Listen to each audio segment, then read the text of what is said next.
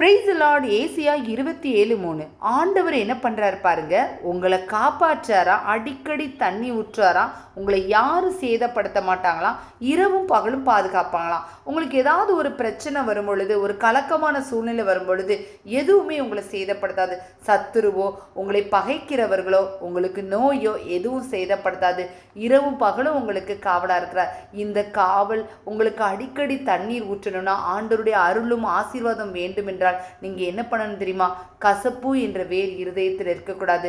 இயேசு கிறிஸ்துவின் சிந்தையை நீங்கள் கொண்டவர்களாக இருக்கணும். உங்களை ஆண்டவருக்கு முன்னால் தாழ்த்தணும். நான் எல்லாத்துலேயும் பெரியவன் சொல்லிட்டு யாருக்கு முன்னால் எண்ணக்கூடாது.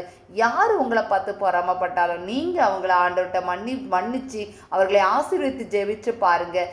நீங்கள் அவருக்குள்ள பிரமாணிக்கமாக இருந்து பார்க்கும் பொழுது ஆண்டவர் உங்களுக்கான சரியான ஆசீர்வாதத்தை தருவார். இந்த மாதம் உங்களை காப்பாற்றுவார், உங்களுக்கு அடிக்கடி தண்ணீர் ஊற்றுவார், உங்களை தேவைகளை சந்திப்பார், உங்கள் வாழ்வு திருப்தி அடையும். God bless you.